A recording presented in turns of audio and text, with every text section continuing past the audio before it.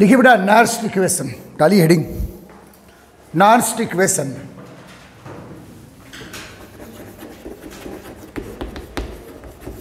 Important कर दीजिए बेटा। नार्स्ट इक्वेशन में 2 लेवल पे आपको पढ़ाऊंगा, उसमें कौन सा लेवल आपको आएगा बोर्ड एग्जाम में वो बताऊंगा, ठीक है। नार्स्ट इक्वेशन बेटा, नार्स्ट इक्वेशन को हमें डेराइव नहीं करना है, क्योंकि डिस्क्राइब करना है, डेरिवेशन नहीं है, केवल इसका डिस्क्रिप्शन देना है और इसके मीनिंग्स को समझना है। समझ में आ रहा है? तो नार्स्ट इक्वेशन में बेटा इंट्रोडक्शन थ्योरी लिखो कि व्हाट इज नार्स्ट। अच्छा क्वेश्चन है, important. What is the Nernst equation, ठीक है।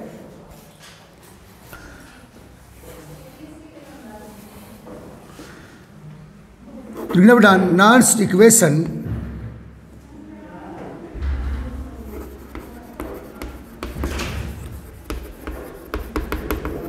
गिव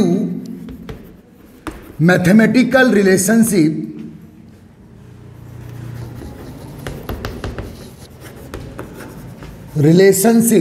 बहुत इंपॉर्टेंट, आज समझना है, इसे जानना ही इसका आंसर है। नेक्स्ट इक्वेशन को जानना ही इसका आंसर है। समझ में आ रहा है? Give mathematical relation between electrode potential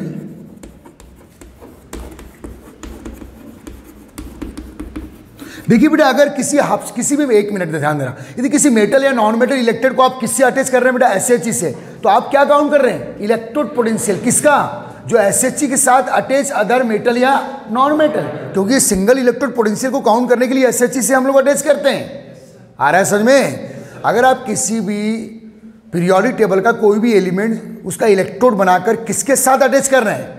SHE के साथ, तो उस पर्टिकुलर मेटल या नॉन मेटल का आप क्या काउंट कर रहे हैं? Electrode potential, single electrode potential. कौन सा वाला? रिडक्शन या may be oxidation. Sign anti ले लेना है बस। ये सब क्लियर कर चुके हैं हम लोग, और उसी के बेस पर हमने इलेक्ट्रोकेमिकल सीरीज बनाए थे, ठीक है। तो बोला next equation give mathematical relation between electrode potential या, एक मिनट, मैं क्या लिख रहा हूं ध्यान देना बेटा, इलेक्ट्रोड पोटेंशियल या standard electromotive force. Standard EMF, sorry standard नहीं बेटा, इलेक्ट्रोमोटिव फोर्स और EMF लिख दीजिएगा। बट इसका मतलब क्या है बेटा, अभी क्लियर हो जाएगा। या तो एक हाफ सेल का आप क्या काउंट कर रहे हो? इलेक्ट्रोड पोटेंशियल, या पूरे सेल का क्या? इलेक्ट्रोमोटिव फोर्स, यहां की वैल्यू है। नहीं आया समझ में? सिंगल हाफ सेल का क्या काउंट करते हैं बेटा आप? इलेक्ट्रोड पोटेंशियल, या इंटायर सेल का इलेक्ट्रोमोटिव फोर्स, क्योंकि इलेक्ट्रोमोटिव फोर्स तो इनडायरेक्टली किस पर डिपेंड कर रहा है? Electrode potential. अगर इलेक्ट्रोड पोटेंशियल चेंज होगा तो इलेक्ट्रोमोटिव फोर्स भी चेंज होगा, इसलिए आप दोनों टर्म लिख सकते हो, ठीक है, वेरी गुड।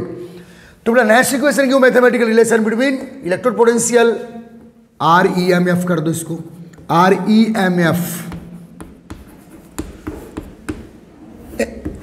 एंड किस किस के बिटवीन ध्यान देना, एंड रिलेशन बिटवीन क्या बेटा? EMF एंड या electrode potential and concentration of cell का कॉन्सेंट्रेशन मीन सेल में जो इलेक्ट्रोलाइटिक सॉल्यूशन आपने यूज किया उसका कॉन्सेंट्रेशन। किस किस के बिटवीन रिलेशन है? बेसिक बहुत अच्छा होना, क्योंकि डिस्क्रिप्शन करना है किसका? Next equation. इसको बेटा इसको लिखते कैसा है, और जो आप इस इक्वेशन को लिखेंगे तो उसमें कौन सा फैक्टर क्या है उसका 1 by 1 आपको डिस्क्रिप्शन देना है। फिर उसको नेचुरल लॉग के बाद लॉग बेस 10 में चेंज करना है न्यूमेरिकल के लिए, क्योंकि कोई भी न्यूमेरिकल लॉग बेस 10 में ही किए जाते हैं। समझ में आ रहा है ना? तो बहुत ही इत्मीनान से concentration of cell at constant temperature,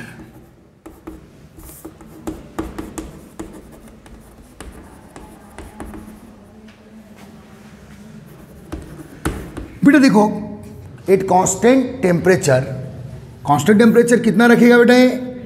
25 degree centigrade. लेकिन अगर वो टेम्परेचर को भी चेंज कर रहा है तो इलेक्ट्रोड पोटेंशियल या ईएमएफ चेंज होगा, लेकिन उसने केवल एक ही फैक्टर को चेंज किया है, क्या बेटा? कॉन्सेंट्रेशन। अगर वो कॉन्सेंट्रेशन को कांस्टेंट रख रहा है और किसको चेंज कर रहा है? टेम्परेचर को, तो भी यहां की वैल्यू चेंज होगी, क्योंकि electrode potential depend on 3 factors, concentration, temperature and nature of electrode, metal और नॉन मेटल। क्योंकि सभी मेटल या डिफरेंट मेटल या डिफरेंट नॉन मेटल का इलेक्ट्रॉन रिलीजिंग और रिसीविंग कैरेक्टर में डिफरेंशिएशन होता है बेटा, और इलेक्ट्रॉन रिसीविंग या रिलीजिंग कैरेक्टर का जो डिफरेंस है वही इलेक्ट्रोमोटिव फोर्स है, जो वोल्ट मीटर में काउंट किया जाता है। आ रहा है समझ में? तो इसने क्या किया, दोनों फैक्टर को चेंज नहीं कर रहा है, वो केवल एक फैक्टर को चेंज कर रहा है। और किस फैक्टर को कांस्टेंट रख रहा है? टेम्परेचर को। या तो ऐसा भी कर सकता है कि ये कॉन्सेंट्रेशन को कांस्टेंट रख के किसको चेंज करे? टेम्परेचर को। और ईएमएफ की वैल्यू में क्या चेंजेस आ रहा है उसका भी मैथमेटिकल रिलेशन है, दे सकता है, लेकिन वो हमारे सिलेबस में नहीं है। आ रहा है समझ में? ठीक है। एट कांस्टेंट टेम्परेचर 298 केल्विन या 25 डिग्री सेंटीग्रेड। आ रहा है समझ में? तो बड़े याद रखना, जब आपको डिस्क्राइब या what is the next equation, तो ये इंट्रोडक्शन लाइन है। आ रहा है समझ में? तो next equation give mathematical relation between क्या बेटा? इलेक्ट्रोड पोटेंशियल या EMF and concentration of cell. मतलब आप जब कॉन्सेंट्रेशन चेंज करोगे तो क्या चेंज होगा बेटा? ईएमएफ। ईएमएफ क्यों चेंज होगा? क्योंकि इलेक्ट्रोड पोटेंशियल, क्योंकि ईएमएफ तो इलेक्ट्रोड पोटेंशियल का डिफरेंस है ना, एनोड हाफ सेल और कैथोड हाफ सेल के इलेक्ट्रोड पोटेंशियल का डिफरेंस है। ये आपका फार्मूला पता है ना भाई आपको? यह है E0 सेल क्या बेटा? Standard electromotive force. लेकिन जब आप कॉन्सेंट्रेशन चेंज करोगे तो इलेक्ट्रोमोटिव फोर्स स्टैंडर्ड नहीं रहा। अरे स्टैंडर्ड नहीं रहा ना, क्योंकि स्टैंडर्ड के लिए कॉन्सेंट्रेशन भी कितना चाहिए? 1 मोल। टेम्परेचर भी कितना चाहिए? 25। लेकिन कोई भी एक फैक्टर अगर आप चेंज कर रहे हो तो जो स्टैंडर्ड टर्म है वो आप यूज नहीं करेंगे। ओके, तो E0 cathode minus E0 anode. Okay बेटा, तो जब भी आप कॉन्सेंट्रेशन चेंज करोगे तो ये हाफ सेल का क्या? इलेक्ट्रोड पोटेंशियल, कौन सा? रिडक्शन। कोई भी हाफ सेल का इलेक्ट्रोड पोटेंशियल क्या हो जाएगा बेटा? चेंज हो जाएगा। तो ईएमएफ भी चेंज होगा। E0 सेल को क्या बोलते हैं हम लोग? ईएमएफ। E0 सेल का मतलब क्या होता है? ईएमएफ। मैं जीरो टर्म का यूज कर रहा हूं, आप नॉट टर्म का यूज करो। ई नॉट सेल, समझ में आ रहा है बेटा? E naught cell means standard electromotive force. Standard के लिए नॉट या जीरो टर्म का यूज किया जाता है, या फिजिक्स हो या केमिस्ट्री, यदि कोई भी प्रॉपर्टी स्टैंडर्ड कंडीशन में काउंट की जाती तब। आ रहा है सर में? याद रखिए। तो बेटा मैं सबसे पहले next equation number 1 for next equation for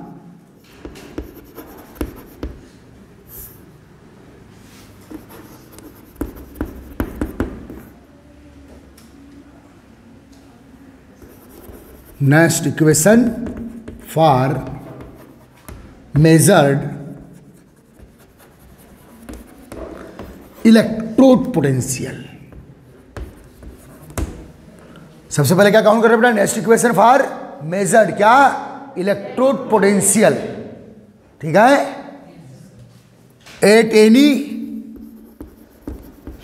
any concentration eight 298 kelvin temperature. क्योंकि केवल क्या चेंज करना है बेटा आपको? क्या चेंज करना है? केवल कॉन्सेंट्रेशन।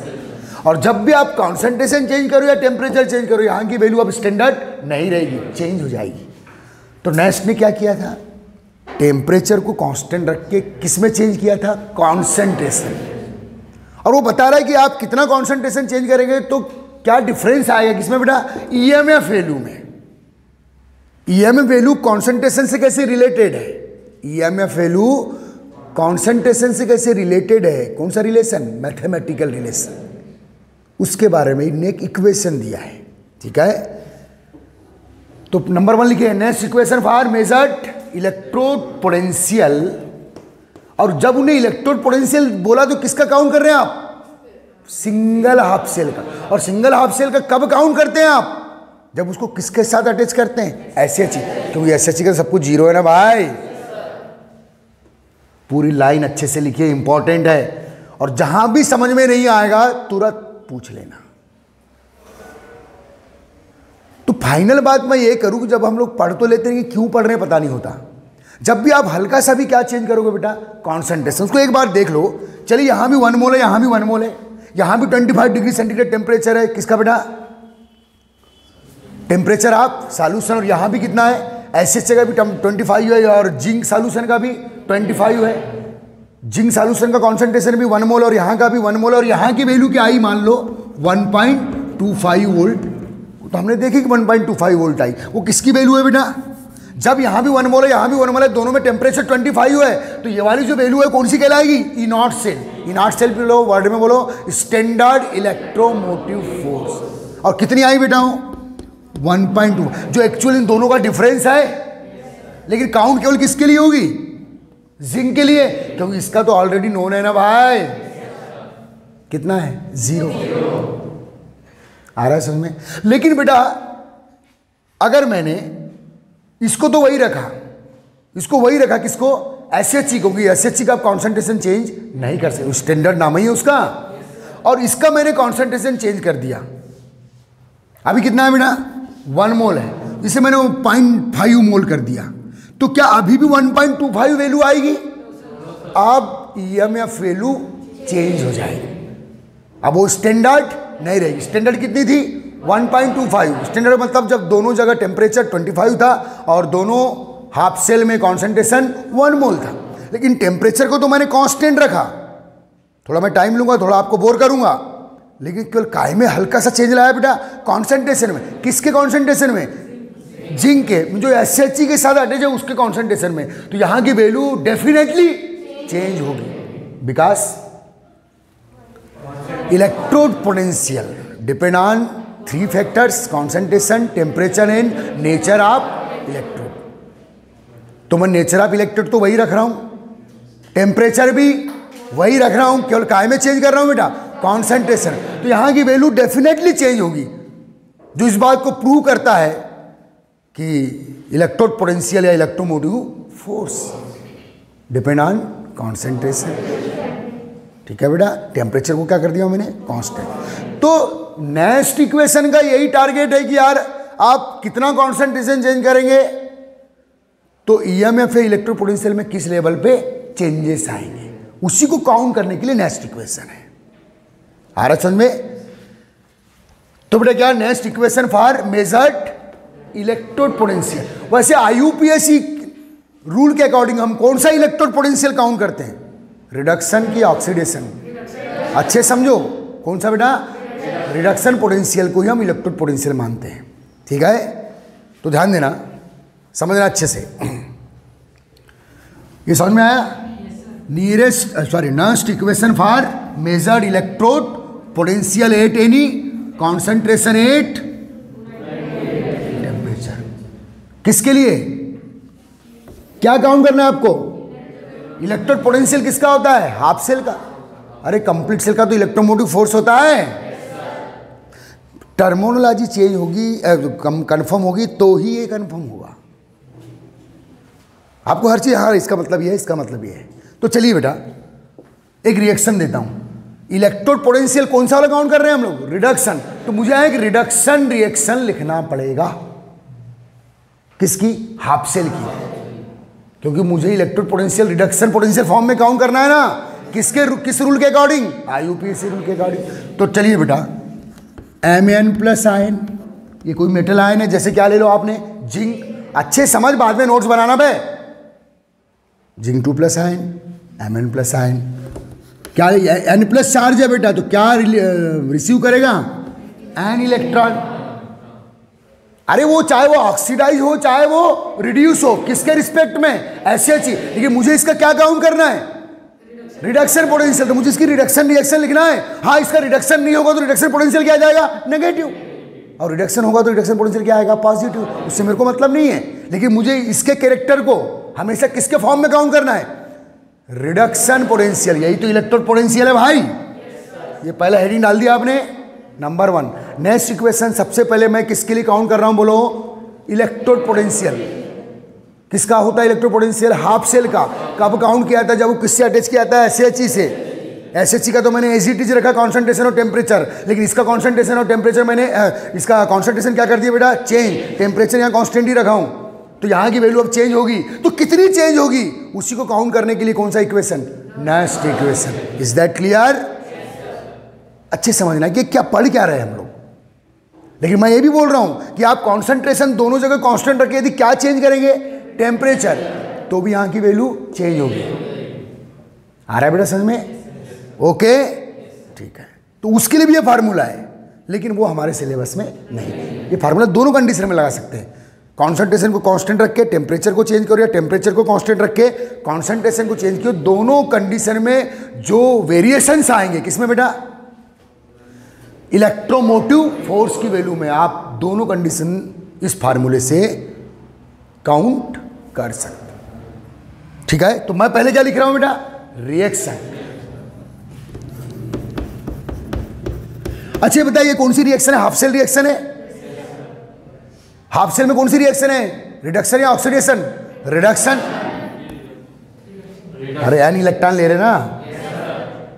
ओके, अब मैंने आपको जब स्टार्टिंग किया था कॉन्सेप्ट की, इलेक्ट्रोकेमिकल सेल के कॉन्सेप्ट की स्टार्टिंग किया था, बोला था कि यहां भी दोनों रिएक्शन चल रही है, फॉरवर्ड और बैकवर्ड। यहां भी दोनों चल रही है, फॉरवर्ड और बैकवर्ड। जब एक्सटर्नल सर्किट से कनेक्ट करोगे तो यहां केवल वही चलेगी जो ज्यादा डोमिनेंट थी, यहां भी केवल वही चलेगी जो ज्यादा डोमिनेंट थी। तो कुल मिला के कोई भी हाफ सेल रिएक्शन कैसी होती है? रिवर्सिबल। कैसी होती है बेटा? रिवर्सिबल होती है हाफ सेल रिएक्शन। लेकिन हम उसी रिएक्शन को काउंट करते हैं जो जनरली डोमिनेंट होती है, फॉरवर्ड डायरेक्शन में चलती है। लेकिन याद रखना इलेक्ट्रोकेमिकल सेल की हाफ सेल रिएक्शन कैसी होती है? रिवर्सिबल। और जो कंप्लीट सेल रिएक्शन होती है वो भी रिवर्सिबल, क्योंकि वही तो हाफ सेल के एडिंग से बनती है। हाफ सेल, दो हाफ सेल का सम करो तो कंप्लीट सेल रिएक्शन बनती है। लेकिन हम लोग केवल उसी रिएक्शन को काउंट करते हैं जो फॉरवर्ड डायरेक्शन में डोमिनेंटली चलती है। आ रहा है समझ में? लेकिन अंदर से सभी बच्चों को पता होना कि इलेक्ट्रोकेमिकल सेल में चाहे हाफ सेल की रिएक्शन हो चाहे कंप्लीट सेल की रिएक्शन हो, दे आर रिवर्सिबल। इसलिए इन सेल को हम रिचार्ज कर पाते हैं। आ रहा बेटा समझे? याद रखिएगा। ठीक है, बाद में पढ़ेंगे उस बात को, रिचार्जिंग को। तो चलिए बेटा, ये क्या है? एक हाफ सेल रिएक्शन है। किसकी? जो है SHE के रिस्पेक्ट में अटैच है, चाहे उसका रिडक्शन हो रहा हो या, लेकिन उसके कैरेक्टर को मैं रिडक्शन पोटेंशियल के फॉर्म में ही काउंट करूंगा। अगर रिडक्शन हो रहा है तो रिडक्शन पोटेंशियल पॉजिटिव आएगा, और SHE के रिस्पेक्ट में ऑक्सीडेशन हो रहा है तो रिडक्शन पोटेंशियल नेगेटिव आएगा। उससे मेरे को मतलब नहीं है, वो फार्मूले से आएगा ना, टेंशन मतलब उसका। थ्योरी से तो हमने लाई दिए। अरे कल तक तो वही पढ़े भाई, इलेक्ट्रोकेमिकल सीरीज बनाए। हर दिन के लेक्चर देख के आया करो यहाँ, ऐसे ही आ जाओगे तो समझ में नहीं आएगा। आप ध्यान देना। तो ये एक्चुअली रिएक्शन होती क्या है बेटा? रिवर्सिबल होती है।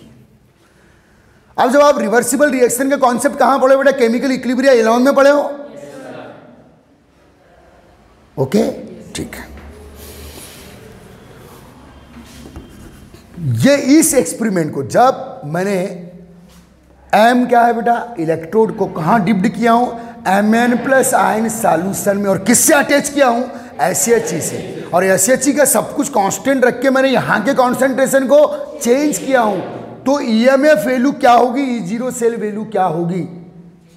चेंज होगी। तो कितनी चेंज होगी? अच्छा एक बात, इसी एक्सपेरिमेंट पे एक बार आ रहा हूं, सब लोग ध्यान देंगे, बोर नहीं होंगे। यहां बेटा क्या 1.25 कैथोड के फॉर्म में। चलो फॉर एग्जांपल अभी कैथोड के फॉर्म में कौन वर्क कर रहा है? मान लो SHE। इलेक्ट्रॉन किधर से किधर चल रहे हैं? SHE से जिंक हाफ सेल से SHE की। तो एक्सपेरिमेंटली पता चलेगा ना कैथोड के फॉर्म में कौन वर्क कर रहा है? SHE। ये SHE ना भाई, SHE का इलेक्ट्रोड पोटेंशियल है, रिडक्शन पोटेंशियल क्या होता है बेटा? 0। और एनोड के फॉर्म में कौन वर्क कर रहा है बेटा? जिंक। तो E0 या E0 जिंक। तो E0 जिंक की वैल्यू क्या आई यहां अभी? -1. कब आई?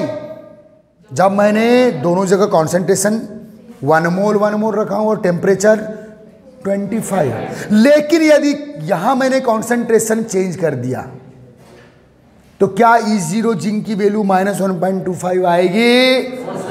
नहीं आएगी ना। तो उसमें क्या चेंजेस आएंगे कॉन्सेंट्रेशन चेंज करने पर? कौन बताने वाला है? Nest equation. Is that clear? चलो, तो बड़े जो E0 zinc count, E0 zinc count किया, ये क्या है?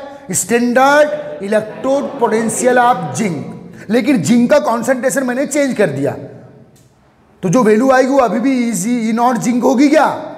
नहीं होगी यार, स्टैंडर्ड नहीं रहा ना भाई। आपने क्या चेंज कर दिए? तो कितनी चेंज होगी? कौन बताने वाला है? Nest equation. तो किस इक्वेशन से बताएगा? ध्यान देना बेटा, नेक्स्ट इक्वेशन लिख रहा हूं मैं।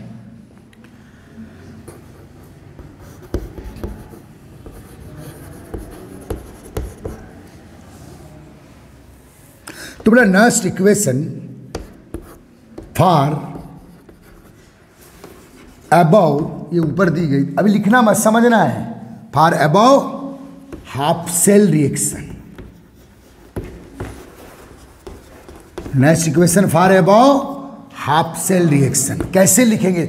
डेरिवेशन नहीं करना है, लिखना कैसे उसका क्या करना है बेटा? डिस्क्रिप्शन, बस इतना सा। डेरिवेशन है ही नहीं है, ये पेपर है ही नहीं डेरिवेशन ना। एनसीईआरटी में ना सीधे फार्मूला लिखना है, उसको डिस्क्राइब करना है।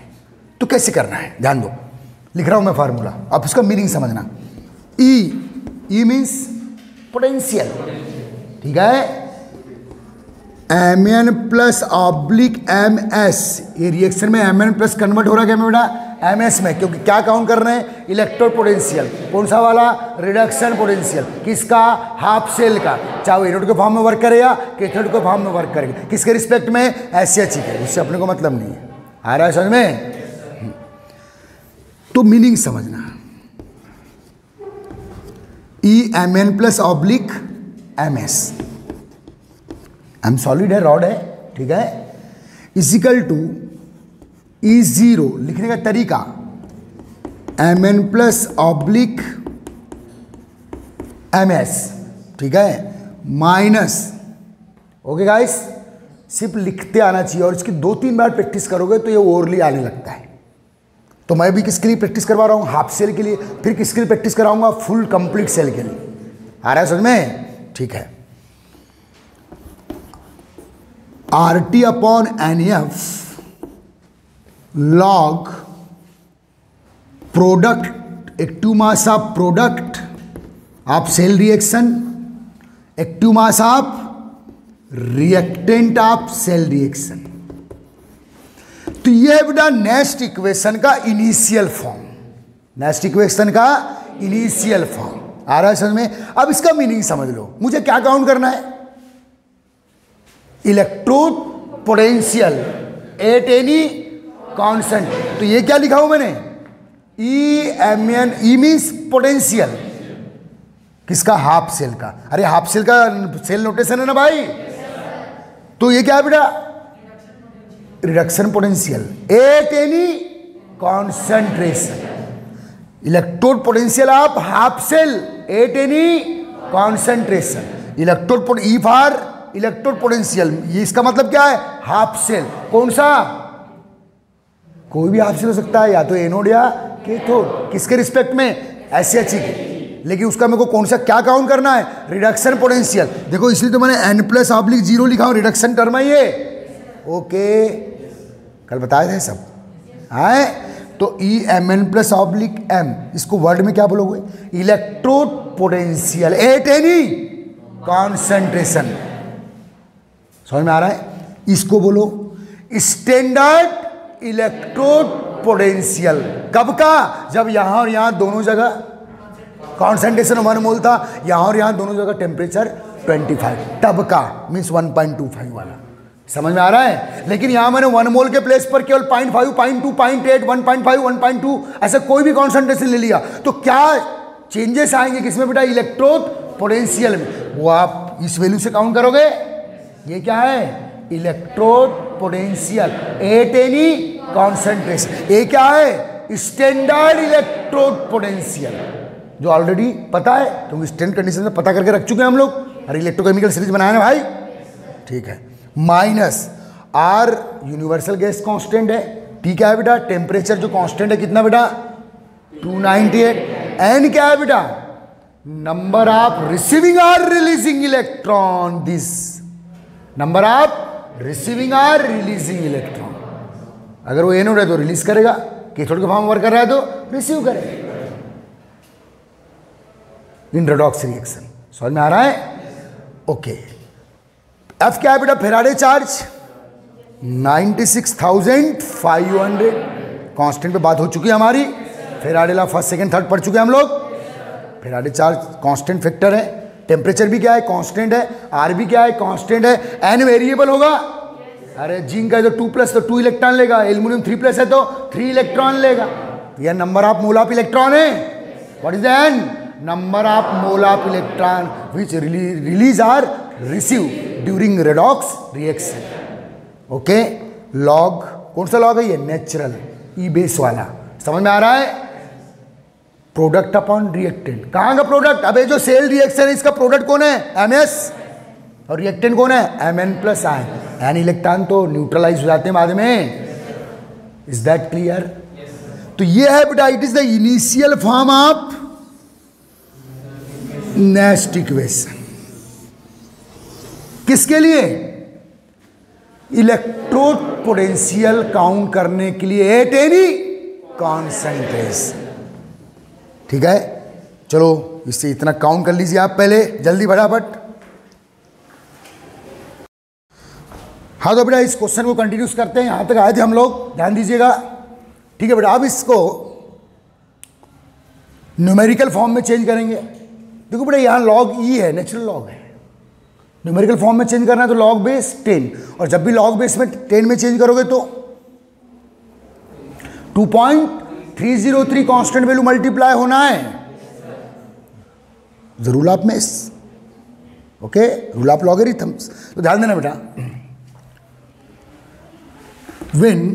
हाँ 1 मिनट अभी नहीं, पहले इनका डिस्क्रिप्शन देना है कि इसमें कौन से फैक्टर क्या है। तो लिखो नीचे ई Mn+/m सॉलिड, ये क्या है बेटा? पहले इनिशियल फॉर्म लिखोगे और हर फैक्टर का जितने फैक्टर जितने कंपोनेंट इस इक्वेशन में है उनके बारे में बताना कि क्या चीज है। तो what is this? Electrode potential at any concentration, वही तो काउंट करना है, ये वाली वैल्यू काउंट करना है भाई। एट एनी कॉन्सेंट्रेशन E0 या E0 Mn+m सॉलिड ऑब्लिक क्या बेटा? Standard electrode potential means at 1 mole concentration at 25 degree centigrade, जो ऑलरेडी नोन है। कहां से नोन है? फ्रॉम इलेक्ट्रोकेमिकल सीरीज से निकाल सकते हैं आप लोग, लिखा हुआ है स्टैंडर्ड इलेक्ट्रोड पोटेंशियल।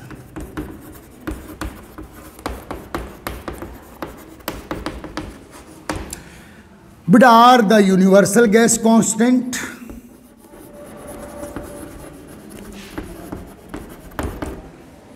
आर क्या बेटा? और यहां वैल्यूज की यूज करेंगे आप 8.314 kelvin joule kelvin inverse mole inverse. Okay, R का वैल्यू ये पुट करेंगे आप न्यूमेरिकल्स के लिए। ठीक है, ठीक है बेटा, टेम्परेचर कांस्टेंट रखे कितना? 298 केल्विन। ओके, सभी फैक्टर्स या कंपोनेंट के बारे में बताएंगे जो उस इक्वेशन में आ रहा है। समझ में? अब कहां तक आए? आर हो गया, टी हो गया, एन क्या है बेटा? यही लिख देता हूं, N equal to number of mole of electron which including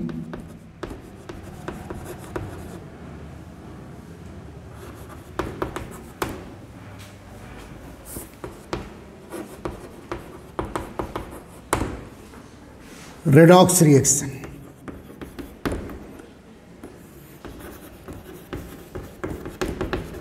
ये रेडॉक्स रिएक्शन है ना भाई? अरे है ना, फॉरवर्ड रिडक्शन है तो बैकवर्ड ऑक्सीडेशन है ना।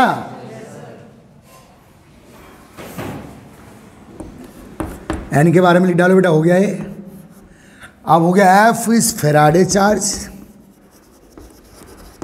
आंसर कैसे देना है यहां से प्रैक्टिस करवा रहा हूं, जिस क्वेश्चन का आंसर देना है आपको। फेराडे चार्ज कितनी है बेटा, 96,500 कूलाम। ओके, प्रोडक्ट ये क्या है, यहां लिख दे रहा हूं बेटा, P. P means P for product, active mass of product.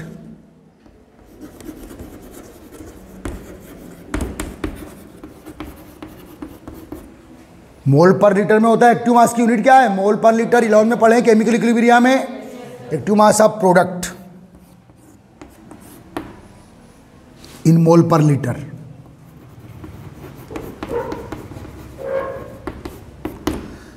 और रिएक्टेंट को क्या लिख देता हूं बेटा, आर। यह स्क्वायर ब्रैकेट किसका इंडिकेशन है, active mass. Active mass of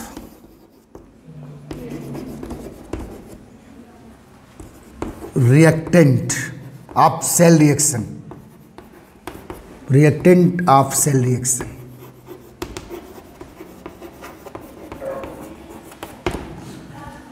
तो भाई सभी फैक्टर का आपको नॉलेज देना है। इनिशियल फॉर्म लिखना है, बोर्ड एग्जाम का अच्छा क्वेश्चन, फिर सभी फैक्टर का नॉलेज देना है। उसके बाद अभी आगे एक्सटेंड करते हैं आंसर को, और जल्दी कीजिएगा। अब नीचे लिखना बेटा, when initial equation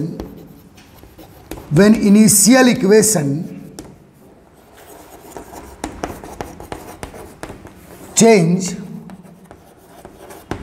log base 10 form. अब log base 10 फॉर्म में चेंज करेंगे बेटा, समझ में आ रहा है, ठीक है। तो फिर से लिखिए वही, E M N plus oblique M S is equal to E not M N plus oblique M minus 2.303 R T upon N F. जैसे आपने 2.303 कांस्टेंट वैल्यू को मल्टीप्लाई कर दी, मीन्स ये जो लॉग ई बेस था वो काय में कन्वर्ट हो गया, लॉग 10 बेस में। लॉग 10 है अभी एक्चुअल, ओके। या लॉग 10 लिखूँ या ना लिखो, अगर 2.303 कांस्टेंट वैल्यू आपने यूज कर ली हो तो ये लॉग बेस 10 है, क्योंकि जब तक आप नेचुरल लॉग को लॉग बेस 10 में चेंज नहीं करेंगे आप न्यूमेरिकल्स नहीं कर सकते हो, ओके। लॉग, ठीक है बेटा। अब इस रिएक्शन का प्रोडक्ट क्या है, आ जाओ, अरे एम एस है, एम सॉलिड अपॉन रिएक्टेंट क्या है, M N plus ion active mass जो सॉल्यूशन में है। सॉल्यूशन में जो आयन है उसका एक्टिव मास मीन्स कॉन्सेंट्रेशन है। ये आ रहा है समझ में, चलिए ये आ गया अब लॉग बेस 10 वाला इक्वेशन। ये एम एस और एम एन प्लस आयन कहां से लिया आपने, इनिशियल जो रिएक्शन बनाया हाफ सेल रिएक्शन। प्रोडक्ट कौन है देख लो, एम एस है, रिएक्टेंट कौन है, एम एन प्लस आयन, ठीक। समझ में आ रहा है बेटा। इसको इक्वेशन 1 कर दो। इनिशियल फॉर्म इक्वेशन के बाद ये जो इक्वेशन बनाया आपने, इसको 1 मार दिया आपने, ठीक है, क्लियर है, ठीक है। अब चलिए ध्यान दो इधर।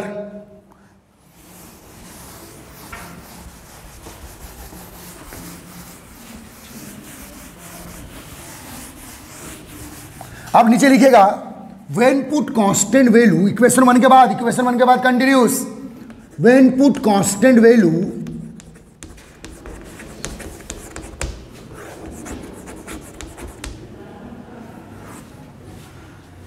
in equation 1। अब इक्वेशन 1 में क्या पुट करेंगे बेटा, कांस्टेंट वैल्यू, समझ में आ रहा है। अब बस इस इक्वेशन को शॉर्ट फॉर्म में ला रहे हैं हम लोग न्यूमेरिकल करने के लिए, समझ में आ रहा है। When put constant value in equation 1, तो ठीक है बेटा। ई क्या है पता है अब आपको, E means electrode potential at any concentration, E not M N plus, ये कांस्टेंट है बेटा, ठीक है, एम सॉलिड माइनस 2.303, आर की वैल्यू बोलो 8.314, ठीक है, टेम्परेचर कितना बेटा 298 केल्विन एंड वेरिएबल है for different cell reaction. F क्या है बेटा, फेराडे चार्ज 96,500 कूलम लॉग, ठीक है। अब ध्यान दो 11th याद करो, 11th याद करके ध्यान दे रहे छोड़े। M S, M solid, solid का एक्टिव मास 1 कांस्टेंट होता है भाई, 11th में नोट करके लिखे हम लोगों ने। तो ये हो गया बेटा 1 upon active mass of M N plus ion which present in solution of half cell. चलिए काउंट कर ले, काउंट कर ले बेटा, काउंट कर ले, ओके, और सॉल्व कर लेंगे। आ रहा है समझ में? तो E M N plus oblique M S is equal to E zero M N plus oblique M solid minus, बेटे जब आप सॉल्व करेंगे 2.303 इंटू 8.314 इंटू 298 अपॉन 96,500, तो 0.0591 upon N log 1 upon M N plus ion. तो देखिए बेटा ये हो गया आपका न्यूमेरिकल इक्वेशन, इक्वेशन सेकेंड। आ रहा है समझ में? जब ये पूरी वैल्यू सॉल्व करेंगे तो 0.0591 अपॉन एन, ओके, ठीक है। ये आ गया आपका इक्वेशन सेकेंड। नीचे लिखो, नीचे लिख दो एक लाइन, यहां तक आ गए, चलो हाँ पहले कर लो, आप कर लीजिए। यहां लिख देना बेटा equation second,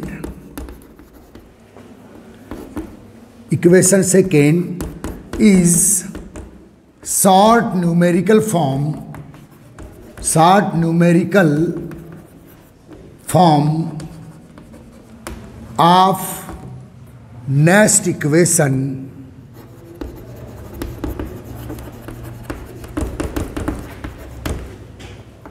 for count electrode potential, electrode potential at any concentration. तो बेटा जो क्वेश्चन मैंने लिखवाया उसका आंसर एंड हो गया। तो आपको बेटा नेक्स्ट इक्वेशन को केवल डिस्क्राइब करना है, उसका इनिशियल फॉर्म लेके, और ये न्यूमेरिकल फॉर्म तक लाना है, इससे आप न्यूमेरिकल बना सकते हैं। आ रहा है समझ में? सिंपल, कोई दिक्कत नहीं है। चलिए कर लीजिए इतना। चलिए बेटा इस फार्मूले से एक न्यूमेरिकल कर लेते हैं हम लोग, ध्यान देना, ओके। हाँ ये सब अच्छे से करना है। क्वेश्चन लिख रहा हूं मैं, ध्यान देना सब लोग। फार्मूला आपका न्यूमेरिकल फार्मूला है ना बेटा, ई जीरो या E naught zinc 2 plus oblique zinc is 0.74 volt.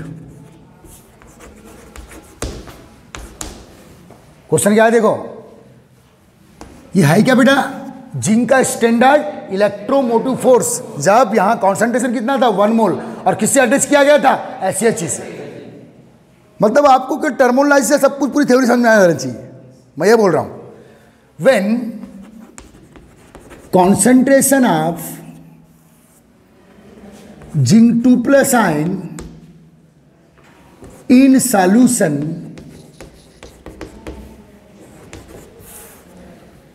concentration of zinc 2 plus ion in solution, take 0.1 mole. What is the electrode potential? What is the electrode potential of zinc? Means बेटा ये जो value है वो कब की है, ये जो 0.74 वैल्यू है वो कब की है, जब जिंक का कॉन्सेंट्रेशन कितना था 1 मोल, और स्टैंडर्ड वैल्यू है ना वो ई नॉट लिखा म्हणजे स्टैंडर्ड इलेक्ट्रोड पोटेंशियल। लेकिन जिंक का कॉन्सेंट्रेशन आपने कितना ले लियो बेटा 0.1। तो आ जाओ फार्मूले में, एट एनी कॉन्सेंट्रेशन आपको क्या काउंट करना है, इलेक्ट्रोड पोटेंशियल। ये उसका फार्मूला क्या लिखोगे बेटा, E naught zinc 2 plus oblique zinc.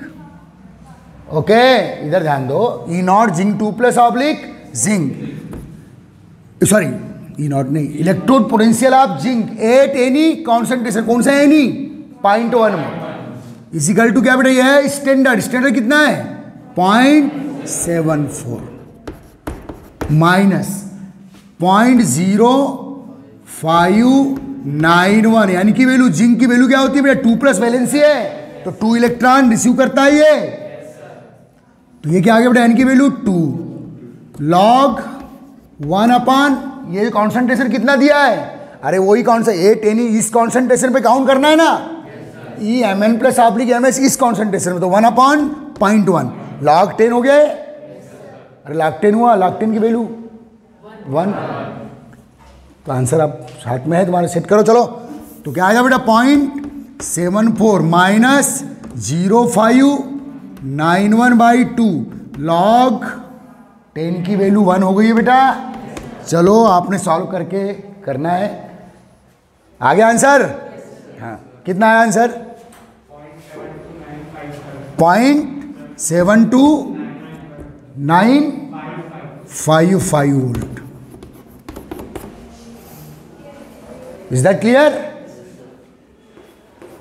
और क्या प्रूफ हुआ बेटा कि जब आप देखो ये कब की वैल्यू है, पहले ऊपर देखिए कब की वैल्यू है ये, जब कॉन्सेंट्रेशन कितना था जिंक 2 प्लस आयन का 1 मोल, और कॉन्सेंट्रेशन आपने 0.1 लियो तो 1 मोल पे 0.74 था, लेकिन 0.1 पे 0.74 से कम हो गया है, 0.72 हो गया ना, 0.72 का 72 है,